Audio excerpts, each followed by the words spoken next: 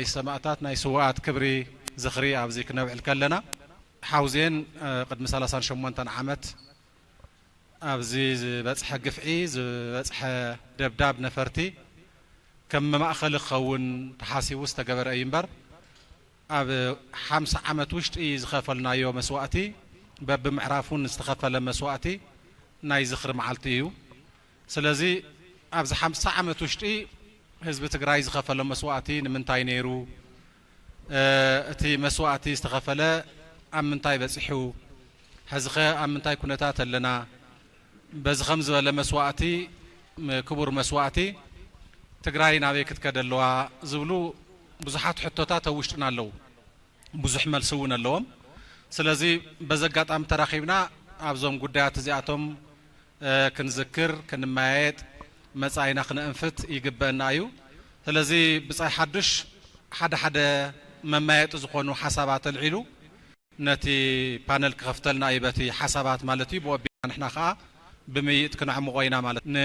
حدش تاجيزي خو حص ربي لخود مالتي إذن لما عنتي بانل حدر سوات نلقلاونتنا بزبلي زخبر زلون مبل 38 عمت حاولتي سوات ابتا اجري استحفت صحفت الله حدري استقمطت نساخن بباي قند علامانا سلاز شكركر مالتي مونت اتبل تصحفتين مزخر زاكل زخر سوات تقاللتن هربنياتاتن ياتبل حزباو فقري صامع حرنتر بهراو مسلن طرح سنيكم ابزي ترف عوت بصنعات امامكم كبر هيوتكم بزي بيزا حزبي زوفهم تقادلتن هربنياتاتن تግራይ 17 ዓመት ሙሉ ዝኸፈልኩሞ መስዋዕቲ ከንቱ ይተረፈን ፍጹም ዘይንቁነቁ ዝመስሉ ዝነበሩ ትምክሕተኛታት ጸላእቲ بمستنكر جغننتكم بسفينا حزب تساتفون تحمشيشوم بهراو ጭቆና شنشل تبتيسلو دمكم نايزو حاجلو حزباوي سرعت بانا بمعدو يرلو مليو حساب زدمقن حزب حساب زحالفولو اندما حزباوي حدركم كيعبرنا حرنتاو رقاصكم نارغصنا ويانا اسركم بمختال كل شاب نقدميت كنمرشينا زخونا عينت وصعن بارنتن كم زي نقبل نغالي حزبون كم زي نمليلو كغبطنا نزدلي زخونا حيلي فصم كم زي نمبركخ ناي تمالي ناي لومي ناي صباح ناي وترو نق زيبل قال كيدان ناي زلالماو زخري نجاغانو سواتنا حزباوي ويانا حرنة تግራይ لكاتيت 11 شهد 1984 ዓመተ ምህረት ያትብል علاما نايزته خون زغبو اذا حدرزي اب حدنا اللودو يلن نايمان بوشتنا وسينا يدينا ناي علتاو ممرحينا دي يزبل انا خنفتش ازي كل الشاب لابنت اخيواتات خنجمر تلنا زخر سماعاتنا نجمر كم فاشن دينا نتقملو زلنا ويس نايمان نتقبرينا حزي خلو ديو ازي حدري نايتهم ابعد قالسي تسوو ابزي حزون تسوو ابزي حزو ورار حدري ازي حلاقتنا حزب تግራይ ناي جغننت ناي صدعات حلاقتيو سلازي بانل قرب انتلو حدا زي بمذكر كالاي وانا وعماماتنا بمفصامن بزي مفصامن نتي زخري نخبرو نذكرو مالتيو ابزي كنا قديمه ياو بصيماني له انتزاريو 38 عمت كبال انتلو و انتاي مالتيو ناي حوزين طرح ديو حتات سلازل عليو قدمي زنا ورخه نحزلو حز تسوو بصوتك حززي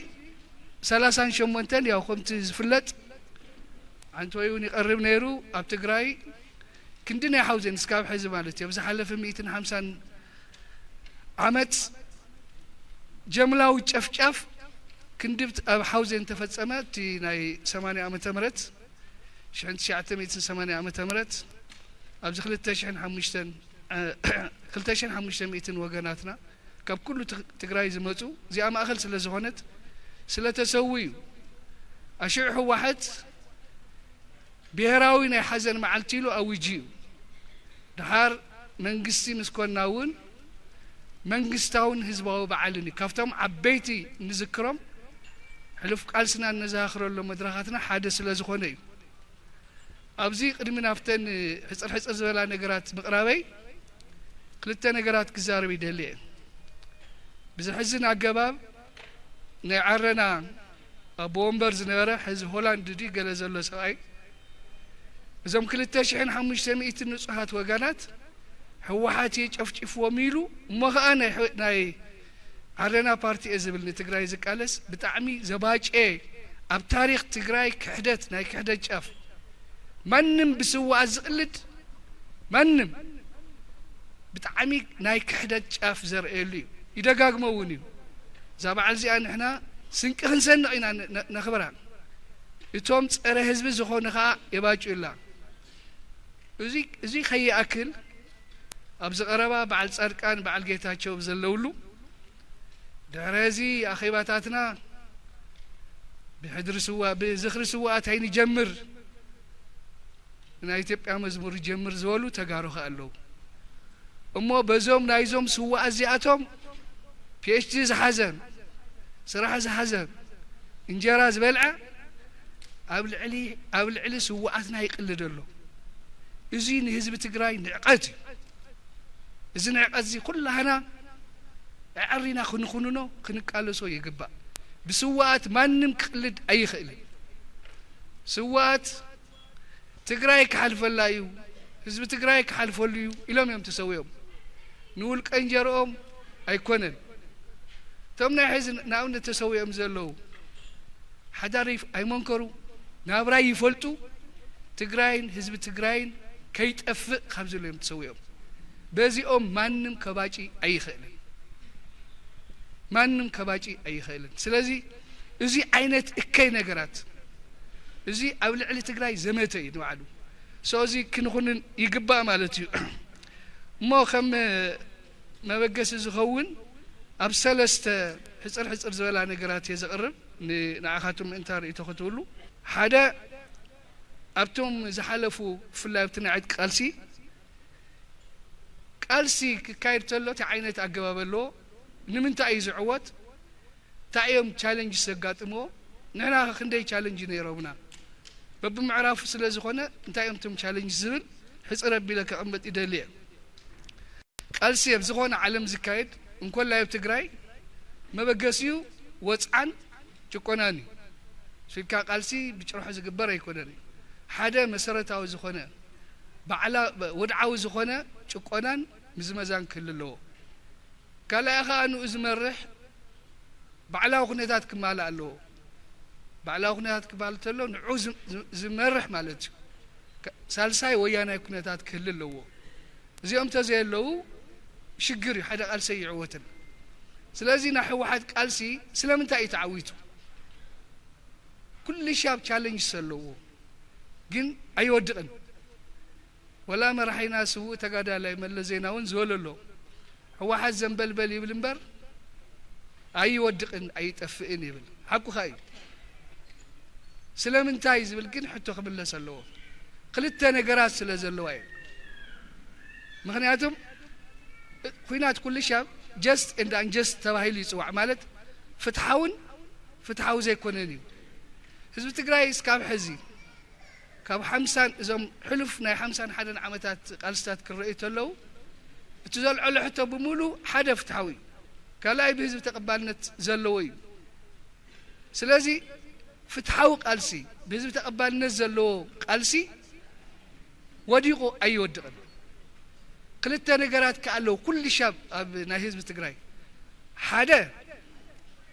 እድሚ ኩሉን ልዕሊ ኩሉን ነዚ ቃልሲ እዚ ዝሽከም ህዝቢ ኣሎ ትማል እውን ነይሩ ሕዚ እውን ኣሎ ንኣብነት ብጭቡጥ እዚ ኩላይ ናይ ጀኖሳይድ ክካየድ ተሎ መን ይድሒንዎ ዋላ እኳ እቶም ተጋደልቲ ግንባር ኮይኖም በልሕ ጫፍ ኮይኖም ተተቃለሱ ዋና ህዝብ ትግራይ ደቁ ኺድሉ ሰደደይ ዕጥቅን ስንቅን ዝኾነ ህዝብ ትግራይ ዋላ ኣብዛና ሕዚ ኣብዛ 3 ዓመት ናይ ክፉእ ኣብ ህዝብ ትግራይ ብናተይ ርእይቶ እዘን ክፉኣት ዓመታት ዘን ዝሓለፋ 3 ናይ ሽግግር ግዜ ናይ ግዜያዊ ምምሕዳር እዮም ህዝብ ትግራይ ክኸፋፍላ ህዝብ ትግራይ ክመቃቅል ምድረ ድሕረት ዘለዎ ክሓዲ ፈጺሙ ናይ ስዋኣት ዘራኽስ ግዜና ሓሊፍና ግን መን ይድሒንዎ እዩ ትሕቶ ህወሓት ኣብ ጫፍ በፂሑ ነይሩ ህዝብና እንታይ ኢሎ ኩሉ ዘሎ ህወሓትማ ይትንክፍዋን 5-6 ደቅና እንተወሓደ ሓደ ወድና እንተወሓደ ካብ ስድራና ወይ ካብ ዘመንና ሓደ ሰብ ትሰዊ እዩ ንሕና እውን ተጎዲእና ኢና ኣይትትንክፉን ህወሓት ናይ ሚልዮናት እምበር ናይ ኣብኡ ዝነበሩ 45 ወይ ገለ ሰባት ኣይኮነትን ደው ኢሉ ብልክዕ ካድረ እውን ኣባል ናይ ህወሓት እውን ተቃሊሱ ማለት እዩ ስለዚ ሓደ እዚ እዩ ብህዝቢ ተቐባልነት ስለ ዘለዋ እዩ ህወሓት ካልኣይ ንኡ ዝመርሕ ፅኑዕ መሪሕነት ኣሎ በብመድረኹም እንጥብጣባት ኣለዉ እዮም ግን ክዓስካዕ መጨረሻ ዘልቁ ኣለዉ ኩሉ ሻ ኣብዚ ንክንፈልጥ ዝግባአና ያው ኩላህና ንፈልጦ ኢና ጉያ ክጅመር ተሎ ብሓደ ሃጅምር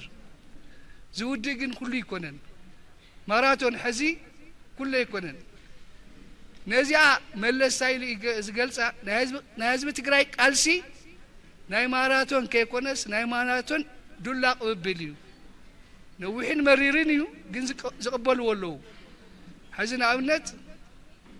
ናተይ ጀነሬሽንን ናነ ማንኤል ጀነሬሽንን ነንመይን እዩ ናይዚኦም ሰከንድ ጀነሬሽን እዮም ኣነ ቅድም ዝበልኩ እየ ኣብዛ ቅድመይ እውን ኣሎ ሓደ ገብረ ኢሮብ ዝበሃል ክልቴና ናይ ቅድሚት ኢና ንሕና ግን ኣብዚ ኣለዉ ግን ተኸተልቲ ኣለዉ እዚ ስለዚ ናይ ማራቶን ክበሃል ተሎ ንዖም እውን ዝቕበልዎም ክህሉ እዮም ስለዚ ኣብተን ነቲ ናይ 51 ዓመት ግን ኣብ 6 ምዕራፍ ሕፅር ዝበለ ሓደ ካብ 67 ስጋ 71 ዝነበረ ሓደ ፈታኒ መድረኽ እዩ ክልተ ሕንፍሽፍሽ 3 ከበድቲ ወራር ነይርዎ እዩ ማለት ህወሓት ቀዳማይ ሕንፍሽፍሽ ዘጋጠማ ኣብ ሻርሻይ ወርሓ እዩ እዚ ኣብ መንጎቶም ምሁራን ኣብኡ ዝነበሩን ኣብ መንጎቶም ብረት ዝኽእሉ ዝነበሩን እዩ ግን ትውድብ ዲሞክራሲያውን ህዝባውን ስለ ዝኾነ ተፈጥሩ ኣሊዎ ይቀስ ኣሽዑ 80 ወይ 100 እውን ኣይበፅሑን ይመስለና ኣነ ይነበርኩ ንሽዑ ብዝኾነ ተኣልዩ ካልኣይ 69 ይኩልኩም ትፈልጡ ኢኹም ሕንፍሽፍሽ ዝበሃል ማለት እዩ ባይዘወይ ዘይኸውን ስም ይተዋሂብዎ ሸዓን ናይ ካልኦት ኣውራጃን ዝብል እዩ ዝገልፅዎቶም ድሑራት ኣይኮነን ናይ ኢጎይስት ዝኾነ ኣብ ውሽጢ ዝነበረ ተሓሳስባ ዝፈጠረ እዩ ተደለኹም ሕንፍሽፍሽ ዝመርሖ ወዲ ዓድዋ እዩ ተኽገብር ኢና ዓጋመ መፂእ ወይ ናብ እንደርታ ከምኡ ተባሂሉ ግን ተሳኢሉ ጌጋ እዩ ኣብኡ ዝነበረ ኢጎይዝም ኣነ ክመርሕ ዝብል እዩ እዚ እውን ተፈትሑ ካልእ ግን ቀዳማይ ካልኣይ ሳልሳይ ወራር አንተይ እውን ትሕተት ነይራ እታ ናይ ሳልሳይ ወራር ትግራይን ለመዳሰስ ኤርትራን ለመደምሰስ ዝብል ሳልሳይ ወራር እዩ ኢድ ነይሩ ጠረናፍኑ እውን ዝበሃል ነይሩ ያው የሃፓውን ነይራ እዚኣቶም ባዕላቶም ስለ ዝትንክይዋ እዩ ባይዘወይ ኩሉ ሻብ ምስ ኢዱ ተዘይተረፈ ሞኪራያ ንኣብነት ናይ መጀመርያ ናይ ህወሓት ኮማንደር ኢንቺፍ ሙሴ ስዒሮም እናሃለዩ በቃ ክማየጦም ይኸይዱ ይምፀልና ስለ ዝበልዎ እዩ ተሰዊዩ ስለዚ ምስ ያፓውን ፈቲና ዋላ ምስቶም ሸፋ ጠረናፊት እውን ብትፈትሖ መኩሪያ ግን ኣብስታይ ስእሊ ይወሃዋዩ ህወሓት ፍሮም ዴይ ዋን ጠረኛ እያ ይብሉ ጌጋ እዩ ኣብ ታሪክ ናይ ህወሓት የለን ዋላ ምስ ግጋሓት እውን ክትማየጥ እያ ኸይዳ ግን ኣጥፊኣቶም ከምዚ ጌራ እናተባሃለ ስማ ይጠፍእ ዋላ ሕዚ የልዕልዎ ኣለዉ በዓል ኣረጋዊ በርሀ ኣብዚ ቀረባ ባይዘወሰሙ እዚ እዞም ተጋሩፍቲ ኣዲስ ኣበባ ዝኸዱ ተፀሪጎም ብናይ ህዝቢ ቃልሲ ኣብ 7-8 ሚድያ ብሓደ መዓልቲ ይቐርቡ ኣለዉ ነቲ ወራር ከቐፅሉ ማለት እዩ እንያው እዚ ተሓሊፉ ቀዳማይ ጉባኤ ተኻይዱ ካብኡ ካብ 72 ስጋብ 75-76 ከባቢ ራብዓይ ሓምሻይ ሻድሻይ ሻብዓይ ወራር ተኻይዶም ከበድቲ እዮም እዚኣቶም ኣብ 7 እዚኣቶም እውን ግን ስዒራ ወፅያ እቲ توانا جن 77 بتعم خفو 4 جنبار نحوحات زدفو نهزب تقرأي قالس زدفو جنبار تفتيرهم ليرم حدا دركي خفو دركي مالت كالاينا يودي بدوتا يتعوينا 10 عامات قمقام كنت خايدو صريت تخايدو توم كلتا مرحت زنور خايدوم يوم نعدهم نابتي زخدوهم هزا دي سوا خوينوم حوحات من مسراتي حزنني ولا لا ارغاو بر انا زي ديد اندي سواي زي بدو زموته مالت بدو زموته زي مرخاسي سوات حدث يكون مسريتو كفتم جمرت حدا امبر قدميكو ادماي ويانا نيري تدغيلو سلا صنحه ساينسوا اغباب بستودبا اغباب اقصيلهم ويمبر سو فتار خوينس فتر قالسي يلن وقدميكو سان 4 جميرو نيروم يوم ناي نطلاون يغزاون جمرو قالس نيري دحر توديوم ماغبت كوينم تحت كوينم سلاز خدي دحر كين ياو ساينسا حدش قمقام تخيلو وتدرو دكتورين سلاز تقرصه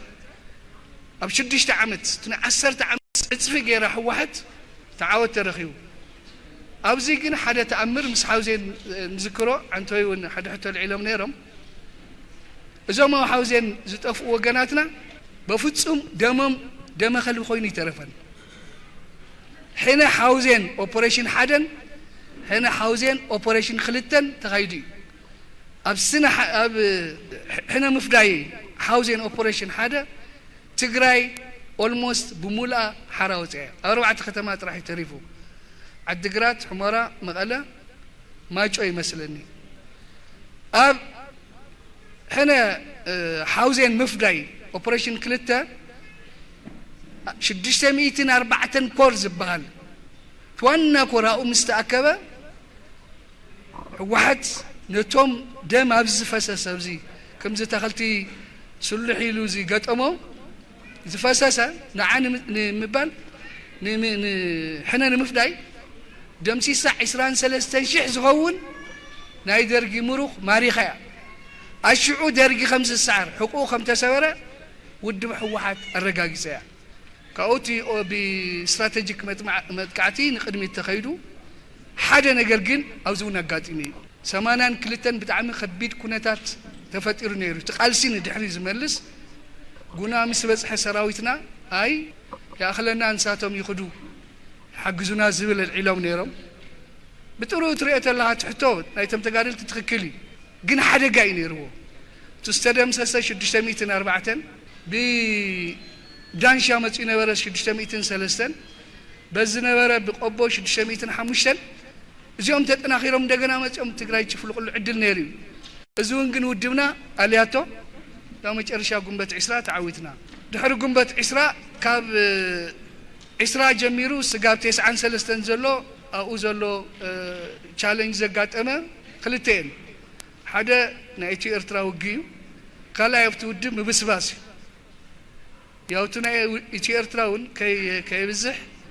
بزل تعالي امانيل بعلو زلو تغادالاو زنبره بعلو خغلص خيلي تناي 93 تفلط ويهم بزل له اغباب ديمقراطيك اغباب تعالي تاود بدحينا ناي مفراس عدل جن يرواي كاو كاب 95 سغاب 2010 زنبره خا حدي ابزي سلوت ايكونوميا معبال زرخبنالو جن دما وياناي ديمقراساي مسمرنا اب حدا غازاتيلو تግራይውን اب حدا غازاتيتلو كونتات تفطيري بدحريو كاب 2010 مغابيت 24 سغاب حزلنالو سلات فلطوتنا جينوسايدر سيو حدا حتى خل على له هو حد ما انه حزب تግራይ كلها يتقاليسو ايتتقمن زبل ايتتقمن ديناي بحقي كما انا نراغصو نابنت 1983 درجه سعرتلو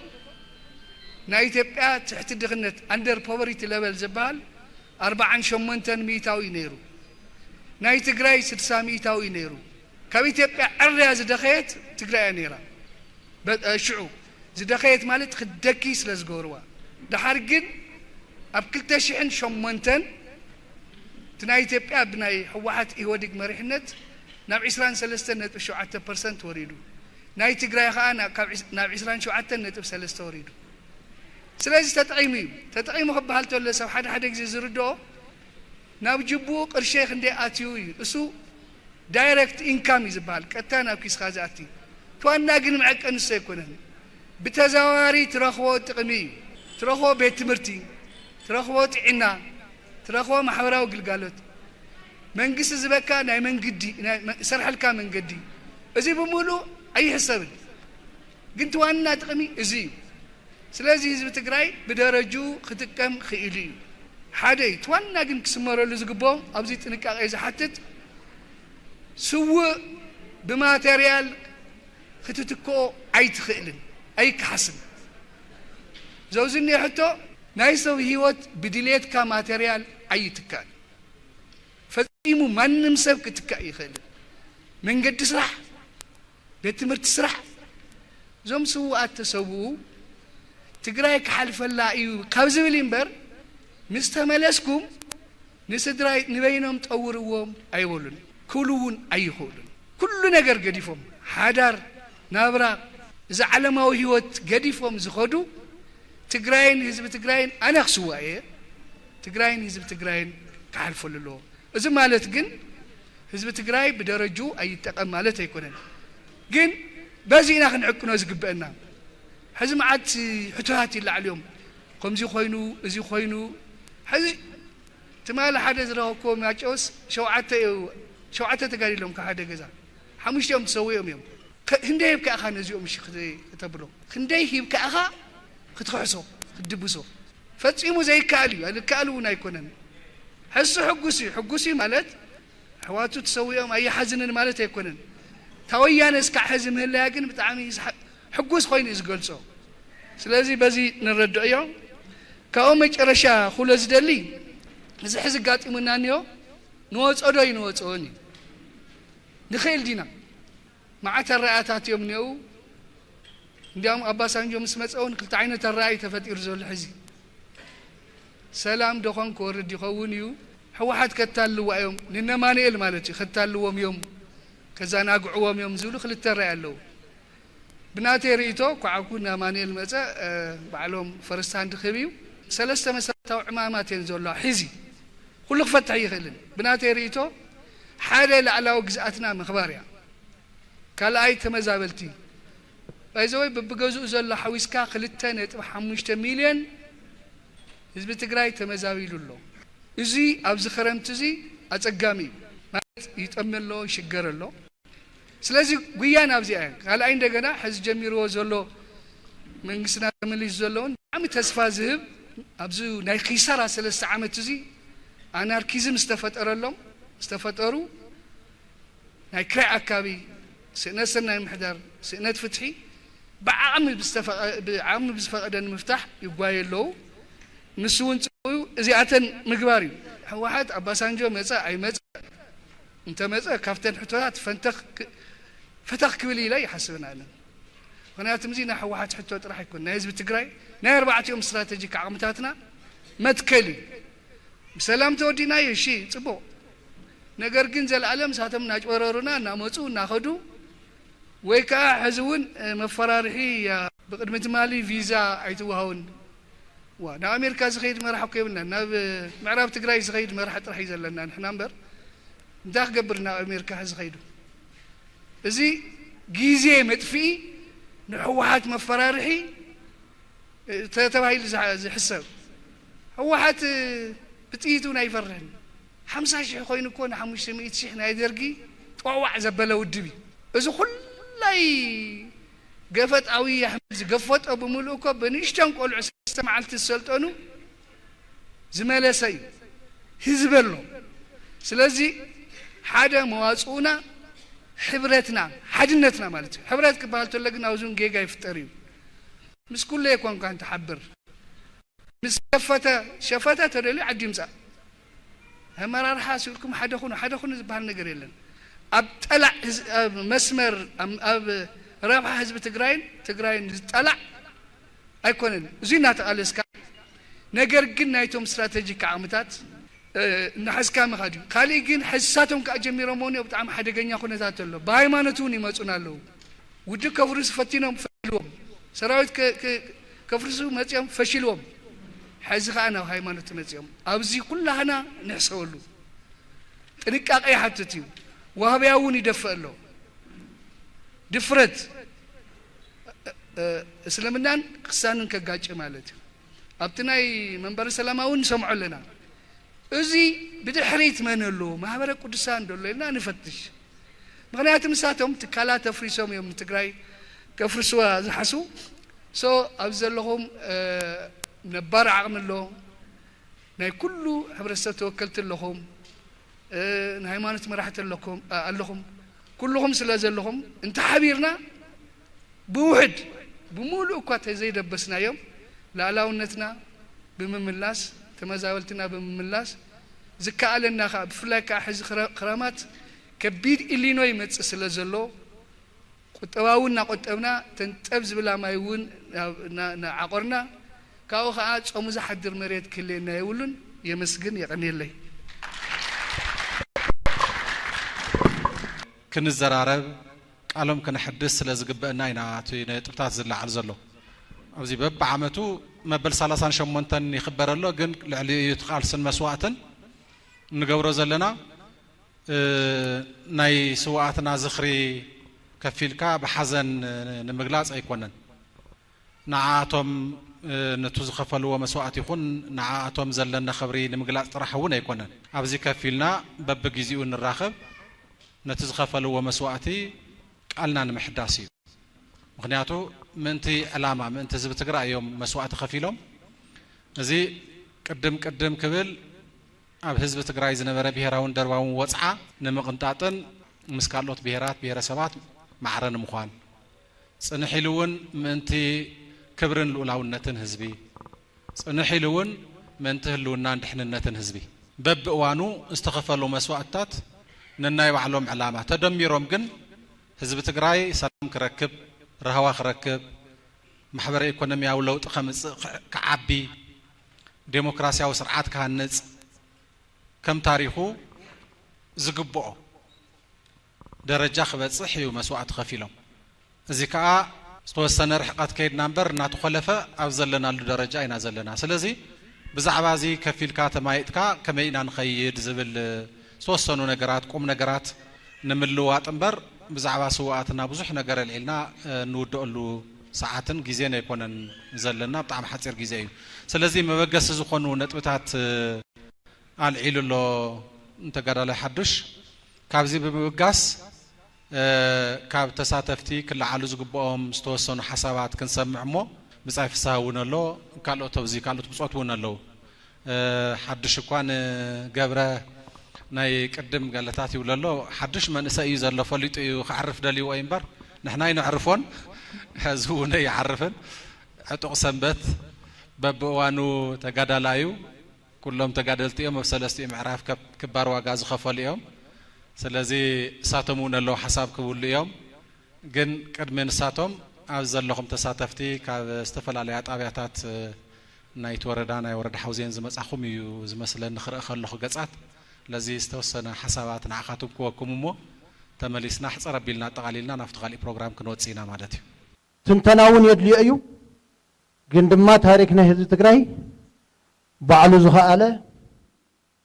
ጭቡጥ ወድዓዊ ሓቂ ናይ ቃልስና ታሪክ ናይ ቃልስና ኩነታት ናይ ቃልስና ዕላማ ዕሪ ህዝቢ ትግራይ ዝፈልጦ ይኹን ደኣ እምበር ህዝቢ ትግራይ ንኽንስዋዕ ንኽንቃለስ ካብ መግዛእቲ ኣርዑት ክንወፅእ ካብ ባርነት ንኽንላቐቕ ናይ ባዕልና ሓድነት ናይ ባዕልና ማንነት ኣኽቢርና ንኽንነብር ከም ሰብ ቀያሕትን ጸለምትን ደቁ ገቢሩ ኣብዚ ደረጃ እዚ በፂሑ እዩ ትውድብ ይኹን ደኣ እምበር እዚ ደረጃ እዚ እናሃለወ ስዋኣትና ምስ ኣብ ጎድንናን ምሳናን ዝነበሩ ቀያሕትን ጸለምትን ደቂ ህዝቢ ኣብ ጫካ ገዲፍና ኢና ኣብ ጫካ እንትንገድፍ ተለና ከዓነ ንጥቕምን ረብሓን ዘይኮነስ ንሕና ብዝሓለፍናሉ ታሪክ ንሕና ብዝሓለፍናሉ መስዋእቲ ህዝብናን ዓድናን ናፃ ክወፅእ ኣለዎም ካብ ዝብል እምበር ካሕሳን ርካዊ የኾነይ ዋና ነገሩ ግን ኣነ ውፃያ ማለት ተፋብዚ አውን መጽኻ ስለ ዘለኻ ሕዚ ከቢድ ሓላፍነት እውን ተሸኪምካ ክትከይድ ከቢድ ለውጥ እውን ክተምጽእ ትኽእል ኢኻ ዝብል እምነት ስለ ዘለኒ ናይ መስዋዕትኻ ሓሳ ዘይኮነስ ናይ ኣካል ምጉዳእ ሓሳ ዘይኮነስ ናይ ፍትሒ ሓሳ ግን ይደሊ ህዝብና ናይ ለውጢ ናይ ፍትሒ ናይ ሓቂ ይደሊ እቲ ሕብረተሰብ ተወዲቡ ስለ ዝተቃለሰ ይስዒርዎም ንዓለም ዘገርም ዝነበረ ውዳበ እዩ ነይርዎ ስንቂ ዘቕርብ ናይ ባዕሉ ውዳበ ነይርዎ ኣብ ከባቢ ዘልምዕ ናይ ባዕሉ ውዳበ ነይርዎ ዝዋጋእ ናይ ባዕሉ ውዳበ ነይርዎ ዝሕክም ናይ ባዕሉ ውዳበ ነይርዎ ዘምህር ናይ ባዕሉ ውዳበ ነይርዎ ናይ ቤተሰብ ውዳበ ልምዓት ጉጅለ ሕዚ ከም ጸላእቲ ገይሮም ህዝቢ ዝራኸበለን ዝመኽረለን ዝውደበለን ስለ ዝኾና ክብተና ኣለዎን ኢሎም ሚልዮናት ተፍሲሶም ንምብታን ዝሰርሕዎ ስቑኢለን ኣይኮናን ንኹሉ ነገር ክኢሉ ናይ ቤተሰብ ውዳበ ናይ ልምዓት ጉጅለ ውዳበ ናይ ዋህዮ ውዳበ ካሊእ ስራሕ ኣይነበሮምን ሽፍታ ከብትዕቲ ቃልሰ ይነበረ ነብቲ በረኻ ህዚ ሽፍታ ይጸግመና ኣሎ ምልሻና እንተን ልምዓት ጉጅለ ሒዙ ሽፍታ ይነበሮን ሽፍታ ዝበሃል ይነበረ ነብትዕቲ ቃልሲ ግዜ መሬት እንትመቅል ንመሬት ዝዓንቅፍ እንትመጽእ ባዕሉ ዝከላኸሎ ነይሩ ባዕሉ ዘቃልዕ ነይሩ ባዕሉ ዝፈልጦ ነይሩ ልዕሊ ዓቕሚ ዝኾነ ናብ ከባቢ ዘሎ ክፍሊ ህዝቢ ወይ ድማ ናይ ጸጥታ ኣካል ኣቕሪቡ ኣብኡ እናሃለዎ እናተወሰነሉ እዩ ዝኽእል ነይሩ ስለዚ ሓያል ውዳበ እዩ ነይሩ ዘሰልፍ ባዕሉ እዩ ነይሩ ዘሰልፍ ንዝዓንቀፈ ረዲኡ ዝሰድድ ፍትሒ ንዝኸልእ ዘቃልዕ ስልጠና ንኽካየድ ስንቂ ዘቕርብ ከተማን ገጠርን ዘራኽብ ዘተኣሳስር ባዕሉ እዩ መተኣሳሰር ኣይነበሮን ሞባይል ኣይነበሮ ስልክ ኣይነበሮ ንኹሉ ነገር ይኽእሎ ነይሩ ዝህዝቢ ምክንያቱ ዘይከኣል ከቢድ ፀገም ስለ ዝነበረ ጭቆና ስለ ዝነበረ ስለዚ ካብዛ ጭቆና እዚኣ ንምግልጋል ብዙሕ ቃልሲ ገይሩ ናይ መወዳእታ ዓወት ዝተበፅሐ ከምቲ ዝበሃል ዝነበረ ብዙሕ ፈተናታት እናሰገረ እዩ ብዙሕ ፈተናታት ሰጊሩ ተዓዊቱ ለውጢ እውን ኣምፅኡ ለውጢ ምስ ኣምፅአ ዕርዮም ቀኒኦም በቲ ዕጥቂ ቃልሲ ዝበተናዮም መዓቲ ሰፓ ደርጊ እናተኣከቡ ስራሕ እናሰርሑ ፀኒሖም ተኣኻኺቦም ድማ ከምታ ንሪኣ ዘለና ኢህአደግ ክብተን ገይሮም ናብ ትግራይ መፅኦም ድማ ብዕሊ መፅኦም ብኻሊእ ክሰርሕዎ ስለ ዘይኽእሉ ብሰማይን መሬትን መፅኦም እንታይ ገይሮም ይፍለጥ እዩ ኣብዛ እዋን እዚኣ እውን ኩልና ንፈልጣና ምልስ ኢልና ናብኡ ንዘክር ምልስ ኢልና እዚ ከባቢ እዚ እንታይ ዝገብር ነይሩ በብኸባቢኡ ንፈልጥ ኢና ካልእ ረብሕታ ናይ መወዳእታ ግዜ ተደፊኡ ዝበሃል ነገር በብኸባቢኡ እናሃሎ እታ ናይ ውዕሊ ፕሪቶሪያ ተፈፂማ ብቃልሲ ፈፂምዋ ግን ናብ ከምዚኣ ዝመፅኣ ሃድታት ንፈልጠን ኢና ከመይ ገይሩ ከም ዘመሓደረን ከመይ ገይሩ ከም ዝመገበን ህዝቢ ባዕሉ ይፈልጥ ኩላ ነገር ክትፍትሐለ እያ ኢሉ እዩ ኢሉ ኢሉ ግን ኩሉ ግዜ ከዓም እቲ ናይ ውሽጥና ሕማቕ ነቲ ናትና ሓያልነት ዝብርዝ ነተን ውዳበታትና ዘዳኽም ነቲ ተቃላሳይ ዘዳኽም ናይ ውሽጥና ሕማም ከዓም ኩሉ ግዜ እዩ ነይሩ እዚ ሕማም እዚ ህዚ ህዝቢ ሸጊርሉ የፀግሞ ከም ዘሎ ፈሊጡ ይሓተና ኣሎ ትኽክል እዩ ግን ምስቲ ህዝቢ ኮይና ክንፈትሖ ኢና ህዚ ብዝበለፀ የብርዎም መድረኽ ዘለው ውዙፍ መንግስትና መሊስና ኣለና ተናይ ህዝቢ ውዳበታት ህዚ ክውደባ እየን ንምምዕርራይ ንኺድ ኢልና ኣለና ዝተወደበ ናይ ህዝቢ ናይ ሓፋሽ ምንቅስቃስ ዝተወደበ ናይ መንግስቲ ውዳበ ናይ ሰራዊትና ናይ ኩሉ ሙሉ ሒዝና ህዚ ናብታ ንቡርና ንምለስ ዘለና ከም ውድብ ከም መንግስቲ እውን ኣባል ቤት ምኽሪ ስለ ዝኾንኩ ኣባል ኣብ ቤት ምኽሪ ዝወሰናዮ ውሳነ ኣሎ ዝተኣወጀ ኣዋጅ ኣሎ ብምትእምማን ንሰርሖ እዩ ንህዝብና ኣማኺርና ንሰርሖ እዩ ነገር ግን ከምቲ ናይ ቅድሚ ህዚ ሌባ እናረእኻዮ ካብዚ ናብ ሸፋቱን እናቀባበለ እናረእኻዮ كتفكم ينا بلكا أميديان عندنا نار أخيو نهزم زبتن نسرا سواتنا تسفاز قرص نناي مخته عقمتاتنا زبتن كل نجار ناسرحنا هاللون نار أخيو سوق الكايز حلف نيرو سلازي هزبنا زحزان زجبتون سينو ناتسقم يخيد كم زنبره يفلتي سلازي زينا حدا يمصل حز نامرددا نمصلنا ابتا نور تمصينا كل سرح حزوهم سرحهم تاتولوا زلهم يوم زيها عام كسرح يا كلنا دما بشم سمعتات تግራይ بلبنا خنسرح نزهونه مسواعت خندالو نزهونه صقم كينمبركخ كنوسن حدا خوينا خنسرح كنوسن قال كنات ولا زغبا علت يا زعلت يا كلنا قال كنات لنا كمزي انت لنا كن صلاتنا ونفلطنا يوم نحنا نبعلنا ونفلطينا علمون يفلطنا قلقل يبل الله هذا جايش ناوز ترق مشن ناوز دخمن زقلقلن زريا يبلون حزقن قلقل يبل الله تري يبل الله سلازي كل نجر سلام زمت كل على الخام تتم عراري خاص لزخنه وسانه يزد لنا بقنعنا مسرح يزد لنا بيتسبنا مؤمن يزد لنا كلنا انا حدا مختات يزد لنا بزع على زياد ما قال كناتو يغبا يقني الله سلازي صلاي عبلالنه تلوي بميديا نانا تنتريون زلهم او زلوا وسنا عمين جن اب تግራይ زلوا ወይ ከአካብ ካናዳ ከአሜሪካውን ዝፍና ያለዋ ብዙህ ሚሊዮናት መዲወሙን ዩቲዩበራት ወዲወም ይቃለስዮም አብዚ ናትና በናይ ዓቅመውን ብናይ ባዕና ናይ ውዳበ እውን ጎደታት ይልኽእል እዩ እዚ ገበሉ ምኽንያት አውግእ ጽዕርት ሆንካ ኣብ ሳይኮሎጂካል ዋርፌር ልዕነ ተረኺብካ እዩ 65 ሚእታዊ ናይ ጠቕላላ ውግእ ዝሕዝ ቱ ስነ ልቦና ውግእ ስለዚ ኾነ ኢሎም እዮም ናብነት ኣብ ትግራይ ዝምውልዎን ሚድያታት ኣለዋ ንፈልጥና ኣሜሪካውን ዶላራት ከፊሎም ዝምውልዎን ሚድያታት ኣለዋ ትዋና ግን ሓደጋ ኮይኑ ንሕዚ ህዝቢ ኣመንጎ ወረ ሩመር ዝበሃልን ኣመንጎ ሓበሬታ ኢንፎርሜሽንን ምፍላይ ዝኣበየሉ ኩነታት ኣሎ ምክንያቱም ሕዚ ዓለም ዘላቶ ድሕሪ ሓቂ ዝበሃል ፖስት ትሩዝ ማለት ሓሶት ዝበዝሕሉ مدنيجار زبزح العالمي نعنا طرح يكونس نتم هفاتمون عدتات تشجري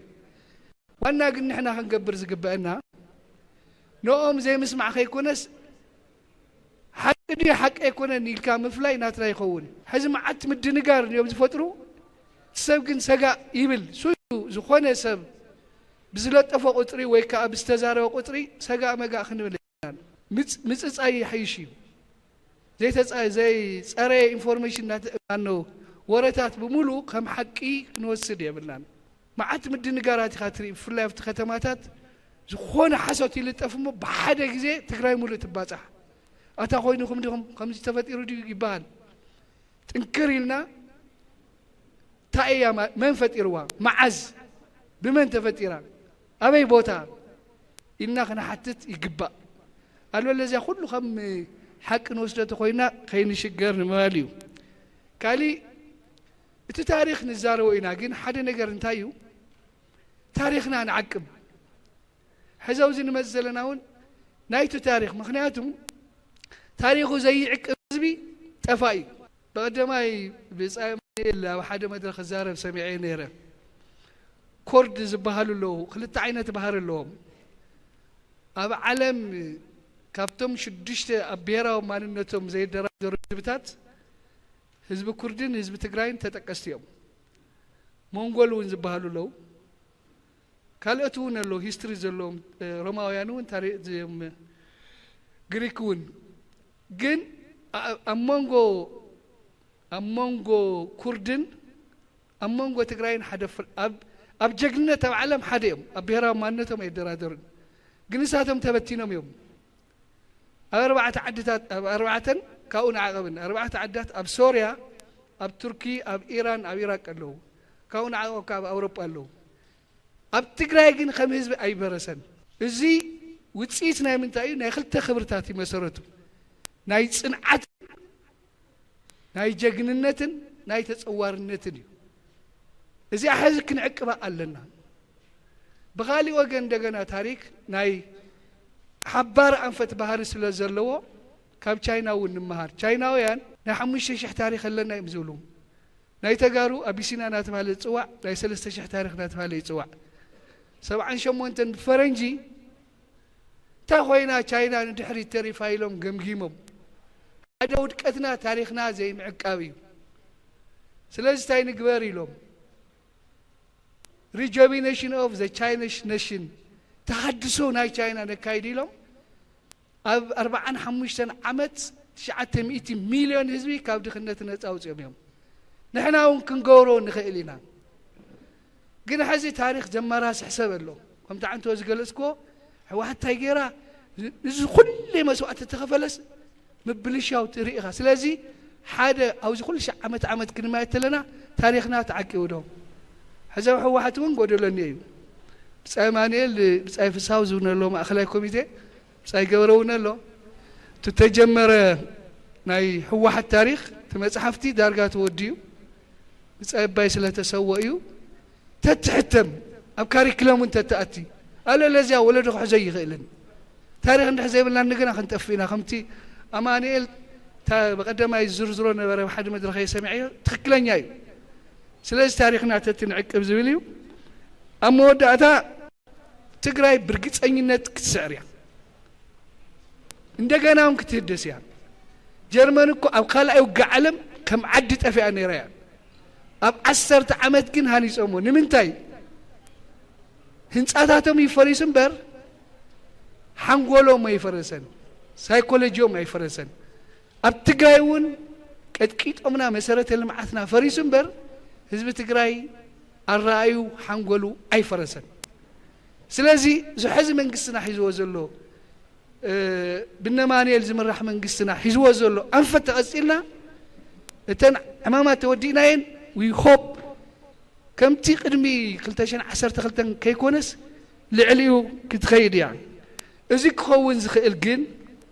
ተንምሽጭር ዓትና እንተዓቂብና ሰስራሕና ተስሪሕና እዩ ብሔራዊ ውዳበታትና እውን ተጠናኺርና እዩ ሰራዊትና ተጠናኺርና ሃይማኖት ትካላትና ብሔራዊ ውዳበታት ኩለን ብሔራዊ ክሕደት ዝፈጸመ ጉጅለ ናብ ጉባኤ ኣቱን ኢሉ ብዙሕ ዓረው ጨረው ነይርዎ ሽዑ ገንዘቡን ሒዞም ሰራዊቱን ምሳና ኢሎም ይሓሱ ፖሊስ ፍትሒ ጸረ ሙስና ግዛም ዛዕ ዝበሃል ናይቲ መንግስቲ ስትራክቸራት ብምሉኡ ኣብ ኢድና ኢሎም ብዙሕ እውን የፈራርሑ ስለ ዝነበሩ ትመንእሰይ ቁርብ ድንግርግር ኢልወስ ቅድሚት ዕድል ወሲዶም ተዛረቡ መናእሰይ ዋ ትወድው ኮው ክልተ ተመቂሉ ኣመራርሓ ኮው ክልተ ተመቂልኩም ሕወሓት ኮው ክልተ ተመቂላ ታይና ክንከውን ዝኹሉ ታንኪ መድፍዕ ዝኹሉ ሽሾ ሰራዊት ዘየንበርከኸናስ መራሕትና ዲኹም ኣብ ክልተ ተመቂልኩም ክተንበርክኹና በቃ ጭንቕንቕ ኢሉ ዝዛረብ መንእሰይ ብዙሕ ኢሉ ሓደ ናይ ጌጋ ክለለይ ናይ ደብረ ሰላም ጣብያ ይመስለኒ ጌጋ ክለለይ ግን የስታውስ ኣለኹ እየ ዳሕና ስምዑ ብፀት ኢሉ ኣነ ተጋደላየ ሓደ ሓወይ ተሰዊኡ መፅእ እዩ ኣነ እውን ተወቂዐ መፅአ ኣብ ገዛ እውን ጉስቁልቁል ዝበለ ኩነታት ኣሎ ግን ሕወሓት ኣይተመቐለን ግን ሽርፍ ኢሉ ስዋ ንሰቲ ዶ ብዋንጫ እወ እሞ ሓደ ሓደ ግዜ ኮ ዋንጫ ጌርና ስዋ ክሰትት ኣለናስ ካብታ ዋንጫ ሽርፍ ኢልናኮ ኣብ ከንፈርና ተርፍ እያ ስለዚ ታ ሽርፍ ዝበለት ጡፍ ኢልናስ ታ ዋንጫ ግን ስዋ ኢና ንሰትየላ ስለዚ ሕወሓት ከምኡ ይገጢምዋኒ ኢሉ ትመንሰይ ንዓይ ተመሊሶ ላዒሉ ንመላእ ኣብ ዝኸድክዎ መድረኽ ዋላ ሎም እውን ይጥቀመሉ ኣለኹ ማለት እዩ ስለዚ ንምንታይ ኢኹም ኢሉ ትመንሰይ ኣይተመቐለን ትውድው ሓቁ ግን ሽርፍርፍ ኣጋጢሞ ሽራፉ ዕርዩ ኣራሪሙ ምስ ህዝቢ ትግራይ ክውግን ዝወሰነ ምስ ህዝቢ ትግራይ እኒሄ ኣይ ምስ ህዝቢ ትግራይ የዋፀንን ምስቲ ትማሊ ተጸይፈዮ ጸሊአዮ ዝሩን ዘይዝሩን ዝዛረቦ ነበርኩ ምስ እየ ዝውግን ዝበለ ከዓ ኣብ ምስ ወጊኑኒ ስለዚ ኣብ በቢ ውግንና ኢና ኔና ምስ ህዝቢ ትግራይ ዝወገነ ምስ ህዝቢ ትግራይ እኒሄ ሓሳረ መከሩ ኩላስ ምስ ህዝቢ እየ ዝበለ ምስ ህዝቢ እኒሄ تتمالو كل واقع زخفللو كم زي تخفل حسيو ناو صلا استدمره ناو صلا زاتو خام صلا ني سلازي نايت منسي بالحي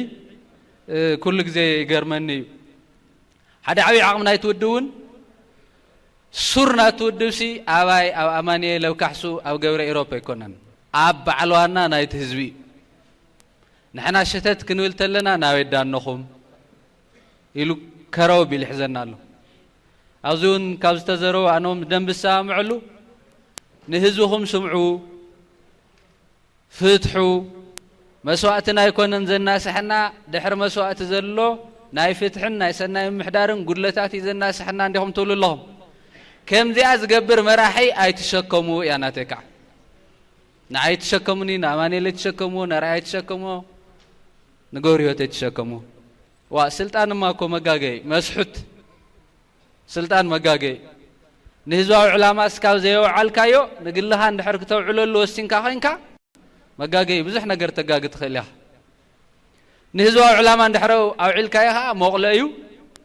نحدث راسو حتو ناي حدا من سي حتو ناي حدا دا انت حتو ناي حدا بعل هفت حتو نقول له كت فتحت وتر تشنا ناي يقول لك هيوتن ناي يقول لك نابرا انت حسول ليلن او نهزو معول او نهزو حتو مملاس تنبر او تقادل مالتي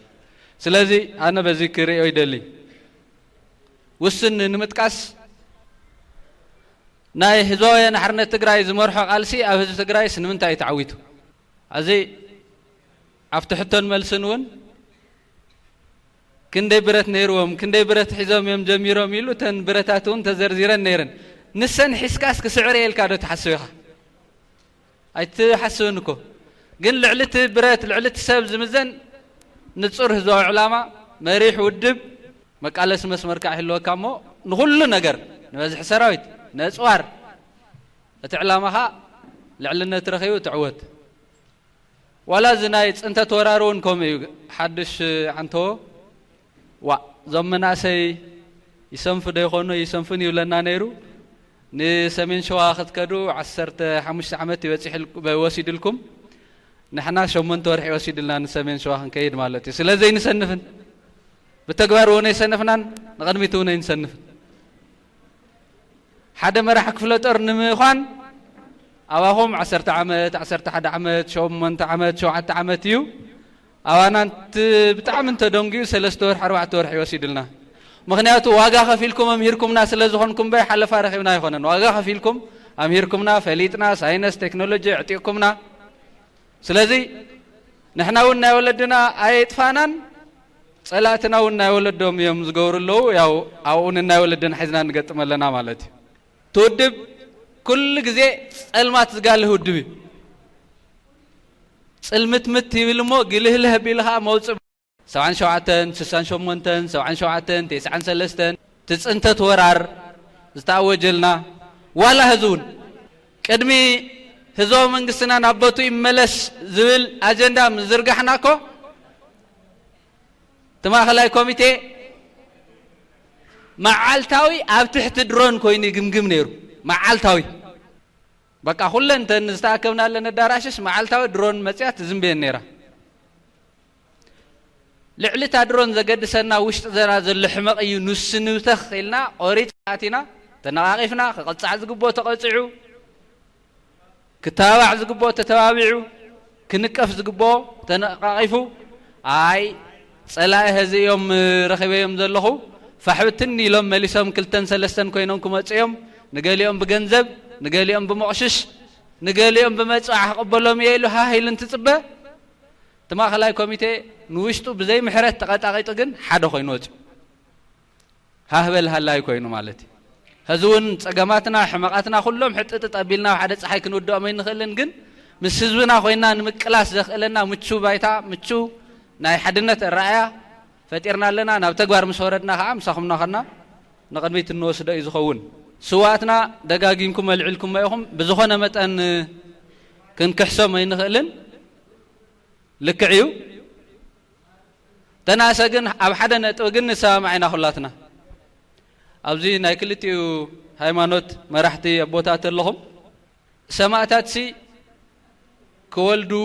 كزمدو هافتخ فطرو ዓለም ክሪኡ ከም ተኻሊ ሰብ እቲ ዓለም ከጣዓሙ ዝግቦም ዝነበረ ትህይወቶም እንተኣካሎምን ምእንቲ ህዝቢ ዝኸፈልዎ እዩ ስለዚ ትዝለዓለ ዋጋስ ምእንቲ ካልእ ሰብ ኢልካ ኩሉ ነገር ምግባር እዩ ስለዚ ሰማዕታት ዕዶም ወዲኦም ከይዶም እዮም ሰብ ሕድርን ሰብ ዕዳን ንሕና ኢና ተዋና ሕቶ ኾን ዝግባእ ኸዓ እቲ ዕዳስ ብዝግባእ ዶ ንኸፍሎ ንኾንስ ወይ ብድሕሪኦም ውልቃውነት ተስዲዕና ናብራ ዓለም ኣሰሲዕና ሕድሮም ንጠልም ንኸውን ፍሉጥ እዩ መብዛሕትኡ ኣይጠልምን ገለገለ ግን ክጠልም እዩ ከምቲ ዓንቶ ተልዕልዎ ነበርኩም ፍትሕ ክጎድል እዩ ሰናይ ምሕዳር ክጎድል እዩ እሱ እውን ተቓሊስና ኢና ነስተኻኽሎ ተቓሊስና ኢና ንስዕሮ ዋ ተቓልሲ እኮ መወዳእታ ይብሉን ህይወት ባዕሉ ቃልሲ እንድዩ ኣብ መንጎ ምንባርን ዘይምንባርን እውን ቃልሲ እንድዩ ስለዚ ኣብዚታት ዘለውን ብኡ ጌርና ንወስደ እዩ ዝኸውን እቲ ውድብሲ ሓሚቐ ወይ ብኻልእ ኣባህላ በስቢስና ትብሉ ክንደይ ግዜ ዲኹም ትውስውሱ ኣያእኽለኩም እንድዮ ዝብልኹም ተልዕሉ ትኽክል እዩ ስርዓትና ክንፈጥሮ እንተለና ልምዓታዊ ዲሞክራሲያዊ መንግስቲ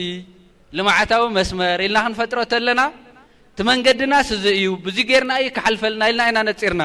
ብፍላይ ዓብይ መራሒና ተጋደላይ መለስ ዜናዊ ነዚ ክፅሕፈልና ነዚ መስመር እዚ ከቐምጠልና እንተሎ ሓደ ትመንገዲ ነጊሩና እዩ ካልኣይ ኣብቲ መንገዲ ክንጓዓዝ እንተለና ትሕማም እውን ነጊሩና እዩ ትመንገድና እዚ እዩ ግን በዚ ጌርና ክንጓዓዝ ተለናስ ምብስባስ ጽግዕተኛ ራእያን ተግባርን ዝበሃል በኻልእ ኣባህላ ሕፅር ብዝበለ ቋንቋስ ንውልቅኻ ምንባር ንህዝቢ ምንባር ገዲፍካስ ንውልቅኻ ምንባር ዝበሃል ናይቲ ስርዓት ሓደጋ እዩ ኢሉና መቃለስ መስመር እውን ኣቐሚጥልና ተዋና ጉድለት ኣብቲ ዘቐመጠልና መቃለስ መስመር ሒዝና ዘይምኻድ እዩ ሓውዜን ኣብተን ቆላ ከባብታት ዓሰሎ እንዲ ሓቀይ ብቐሊል ቋንቋ ክገልጾ ደልየ ዓሶ ከያዘተካ ኢኻ ትከላኸላ انت حيزاتك كاغن كل غزي سب دم كالا حقيدو ولا مدحني توسد كا غزع توسد كا تدخما يخان بي ملو يتفن تومناي تعنا سمي حخايم زمهرنا زردونا نكومي ابدم كالا كل غزي سراح دخيمكا نفسها نصحناها محلاو امغاغباها غدلدل انتيلو تاي تغبر تعسو قسيلا مصيانا اخت قواصرك ناي سرعتنا حدغاون أفتو قعزوس كرايا كابنت موسواس صقمي يغطمنا إلنا نصيرنا عندنا نعو مكلاس دو كنبل تلنا تهزاو مسمرنا تشرشرو تولك أونت غنغين وصيو موسواس بحال يقصاصرنا تبراويرنا حزوز زيلنا سرقا اسيرنا تملاطيطنا غمغيمنا باريرنا عن قصاصرو تقالسي بزتقصاصلن كل غزين سلازي نوسدغن تمليسنا خم تعسو دقس نبل مليسو تقعزينا تمسواس يقصاصرنا سلازي كندي غزي ديهم بسويسنا تولس زيات غطمنا الله مسمم كاين كاتفتح مساخوم تزوسوس سب نقل ابرر كاون لعل انت خوينون اسيركا صيغا ممهار مغواري زفتحو زول كسمر يدلي ميدياتات حدش بدم بغليص الله يغن حنت خوسخ حنتي ابزيلا وين تبهل افت بهراو كحدت كلن ميدياتات تليمنا نهلو زي ايطلمتنا زي ندمص ويان تግራይ ቴሌቪዥን እንታይ ዲኹም ዘልኩም ታይልኩም ፋና ንዋልታን ኮይነን ካብ አዲስ አበባ ክንለቀቕ እንተለናስ ፋና ንዋልታን ዝገበራና ባዕልና ኢና ንፈልጦ ድምጽ ወያንን ትግራይ ቴሌቪዥንን እውን ፋና ንዋልታን ኮይነና ደልኩም ተቃሊስና ተኸታኺትና ይኸው ፋና ንዋልታን ይኾናን ምስ ህዝበን ክጋደላ መጽአን እዩ ሕዝውን ሸተተት ከይብላ ምድጋፍ የድሊ ሸተተት ከይብላ ምድጋፍ የድሊ ብስሮብ ትግራይ ግን ብስትራቴጂ ሚዲያ ንምራሕ ኢልና ገምጊምና ኢና ብስትራቴጂስ ሚዲያ ንምራሕ ሓደ መቃለሰ ዓውዲ እዩ ሚዲያ ንምራሕ ያው ዳሕር ደደቢት ከይተወቕሱኒ ደደቢትን ኣይጠለምኩምን ምስ ወይን ያው ተኸታኺትኩም ኢኹም ዓዲ ረሓቐኩም ስታይ በለኩም ገለገሊት ምሳናው ጎንና ኮይኑ ሸተተት እንትብል ኣውስትራልያ ኮይንኩም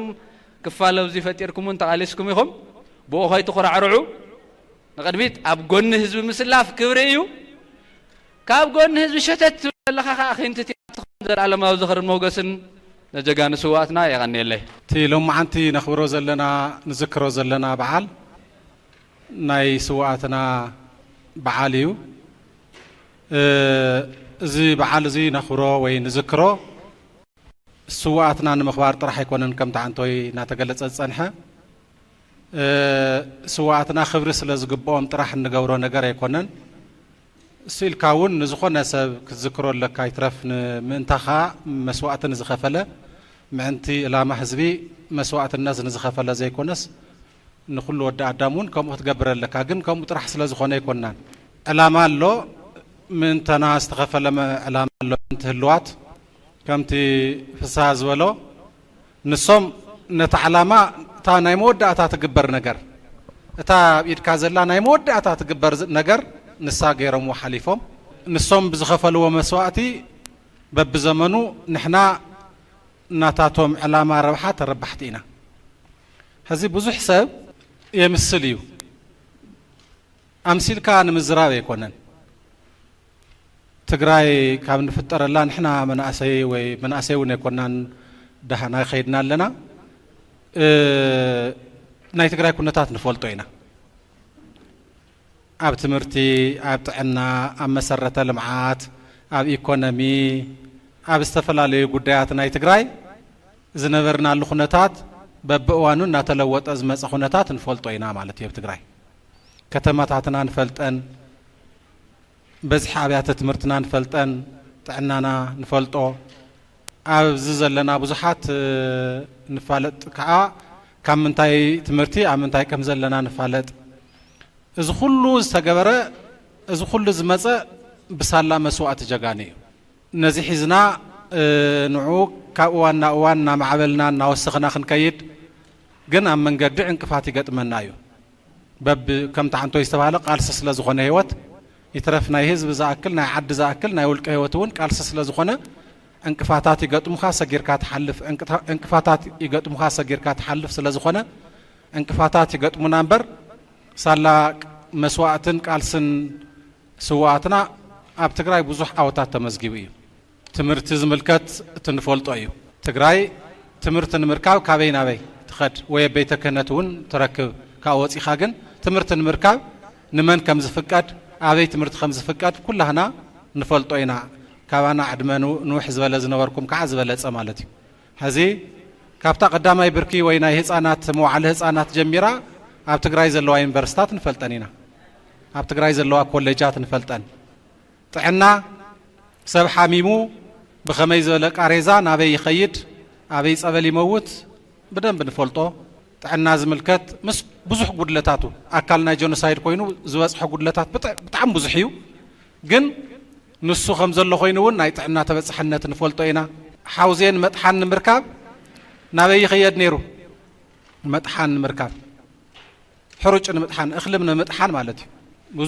بزح نجار مبالي قال اذا كله سالا مسواتن قالسن جغانو استرخبا ايو انقفات ግን ገጥሞ ወሎ እዛ እንቅፋት እዚ እውን ክንሰግሮ ኢና ምንም ዘየጠራጠር ነገር ክንሰግሮ ኢና ምክንያቱ ዝኾነ ጨቋን ዝኾነ ስርዓት ዝኾነ ውልቀ መላኽ ዝኾነ ስርዓት ምስ ህዝብ ገጥሙ ተዓዊተ ይፈልጥን እዚ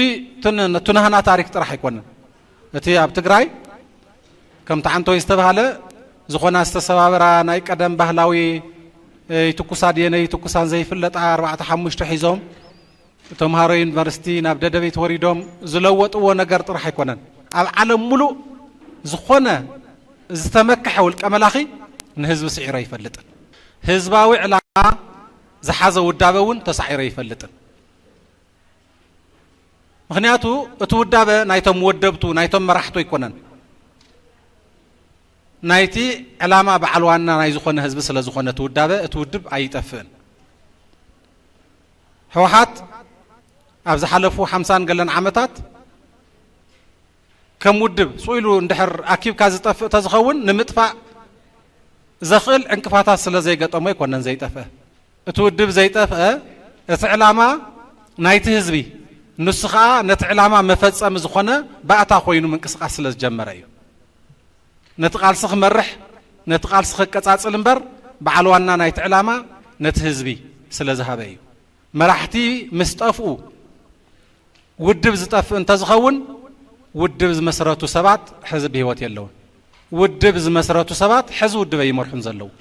ኣብ ውድብ መራሕቲ ዘለዉ ሕዚ በጻብዕቲ ዝቆጸሩ 2-3 እዮም ተሪፎም ትውድብ ብኡ ዝጠፍእ ተዝኸውን ሕዚ ባዕሎም ፎትዮም ባርነት መሪጾም ናብ ኣዲስ ኣበባ ዝኸዱ ሰባት ኣብ ኣዲስ ኣበባ ኮይዶም ህወሓት ንምጥፋእ ፈሊኻ ውቃዕ ዝብል ዘረባ ንሰምዕ ኣለና ሰባት ፈሊኻ ብምውቃዕ ውድብ ዝጠፍእ እንተዝኸውን ንሳቶም ተፈልዮም እንተይተወቅዑ መራሕቲ ውድብ ነይሮም ኣብ ኣዲስ ኣበባ ኢዶም ሂቦም ኣለዉ ባሮት ኮይኖም ኣለዉ ንምንታይ ዳ ውድብ ዘይጠፍእ ውድብ ዝጠፍእ እንተዝኸውን 360 ዲግሪ ተኸቢቡ ተመራርሓ ፋሕብትን ከብልዎ ከጥፍዎ ህዝቢ ትግራይ ዓሲሉ ዕላማ ኣድሒኑ ሰባት ኣይኮነን ዘድሕን ዘሎ ዕላማ ህዝባዊ ዕላማ ኣይጠፍእን ህዝባዊ ዕላማ ኣይሰዓርን ስለዚ መስዋዕትነት ዝኸፈለሉ ደቅኹም መስዋዕትነት ዝኸፈለሉ ዕላማ ክጠፍእ ይኽእልን ሰባት ብዝተፈላለየ መንገዲ ህይወትና ክሓልፍ ይኽእል እዩ ሸተት ክንብል እውን ንኽእል ኢና ካብ ሸተት ምባል ሓሊፍና ባሮት ንምዃን እውን ክንመርጽ ንኽእል ኢና ህዝባዊ ዕላማ ግን ክሰዓረ ይኽእልን